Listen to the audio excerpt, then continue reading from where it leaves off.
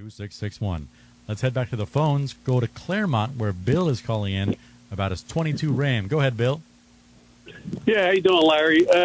2022 Ram 1500 eTorque.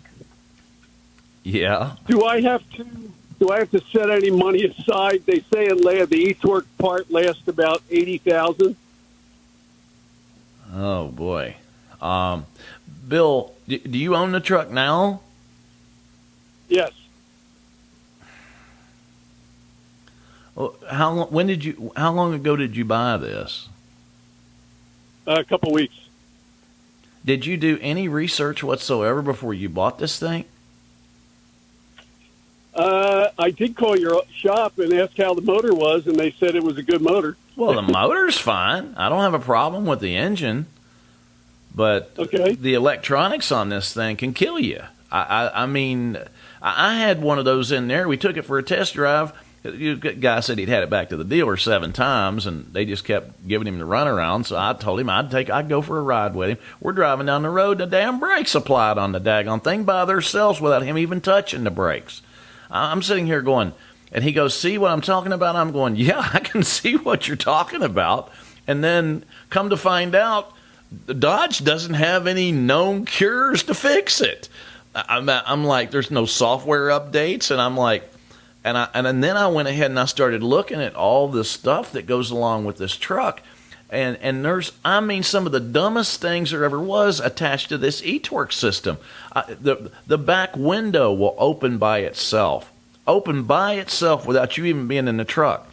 And if it rains, the rain will get on the eTorque battery, and behind the back seat. I'm sitting here going, wait a minute, it just keeps going on and on and on. And so the more I look into it, then you come into your class action suits. There's attorneys all over the place for this truck. I'm sitting here going, wait a minute, this is one of those vehicles, Bill, you want to avoid, you know? I mean, it's coming with problems. Dodge says they have no known cures for it. And I'm sitting here going, why in the world? To be honest with you, it needs to be lemon lawed. It needs to be taken back. I mean, Dodge needs to buy back every stinking one of these. You can't sell somebody a vehicle that's going to have inherent problems and then tell a consumer, oh, we don't really have any fix for it.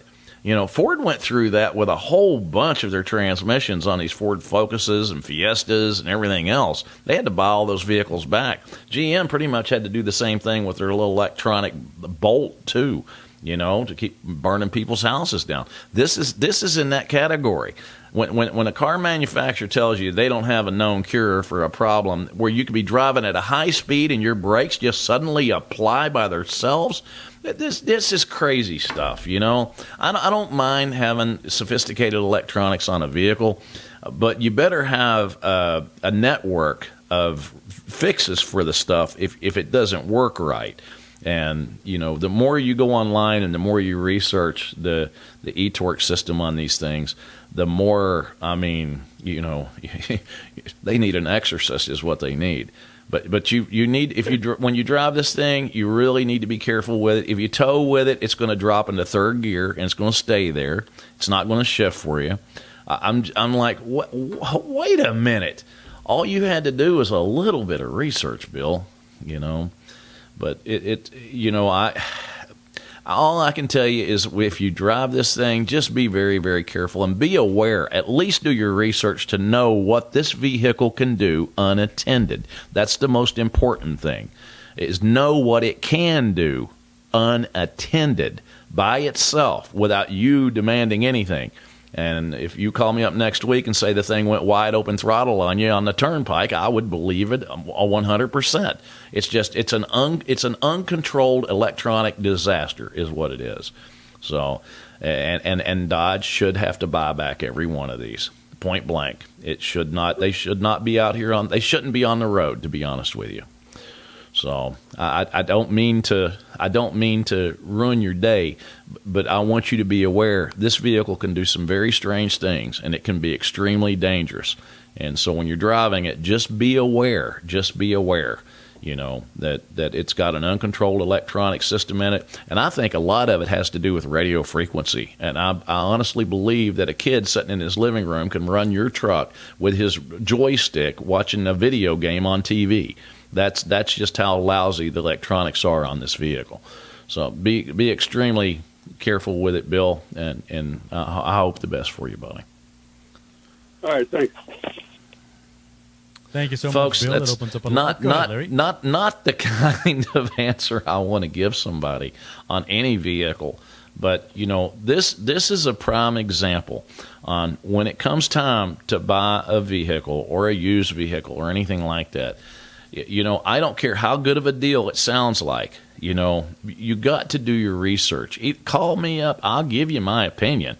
The other factor is go online and research. Put in the year, make, and model, and then the last paragraph, put in problems. And then search that and see what comes up. On this one here, I don't think Google itself has enough storage. So, it's just you got to do your research. Without that, you're going to wind up in an issue like that. And nobody wants to spend, countless tens of thousands of dollars on a new late model beautiful truck that you're going to be scared to death or it's dangerous to drive, So, like I said, always do your research on a vehicle like that. Folks, Larry Perry here.